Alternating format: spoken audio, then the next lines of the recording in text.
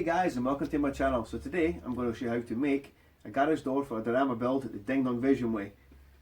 So what I used on my garage door was placemat, bamboo style with a threading on it, which makes it easier to roll, which is what you need. And this is the placemat that I've got cut to size, sprayed metallic silver on both sides, which gives a great effect for a garage door. My garage door itself is about 10 inches wide, so I've cut this to about 9.5 inches wide, so I've got a gap either side. So when it's going up and down the garage door runner, it doesn't get snagged. And I've used 12 inches of circular timber glued to the top lip, as you can see there. So when it ravels up, make sure it's glued straight, so it goes up straight. And as you can see, it's flush on both sides. And mine's itself is about 2 inches top to bottom, left to right, which is what I need for my garage door. And how I made the runner was just 2 bits of PVC plastic, 90-degree angle, as you can see there. But when you put them both together, you get a nice U effect, which is great for a garage door runner. But that's far too thick for the size of the 2mm garage door. So just get a styling blade, give it a slice down there and a slice down there, join them both together so it's even shorter. Then what I've done on the front, we just put some silver tape in the front to match with the garage door effect. And the mechanism I'm actually using is a 360 degrees of the servo. It's called DS04/NFC if you want the same one. And I'm using a servo tester.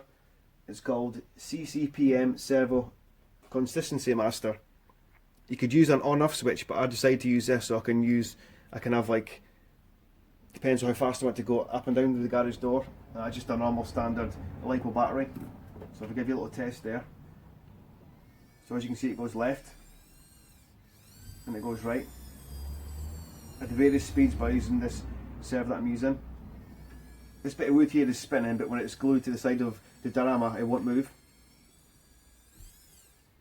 And the reason, as I said before, mine's just 2 inches thick, because that's as high as the garage door will go up, 2 inches thick. So I've got a bit of wood, so from there to there it's 2 inches, and from here, from this block of wood is 2 inches.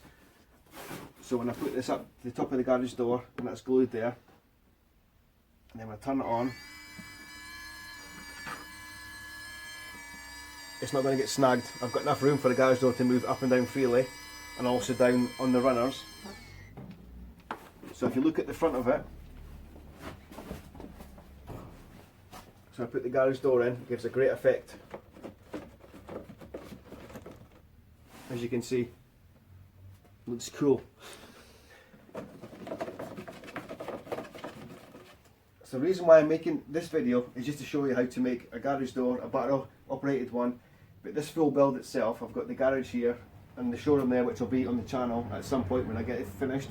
It's nearly done, I've still got a lot to do. But if you like what you see, then please give me a like and a subscribe. Thank you very much.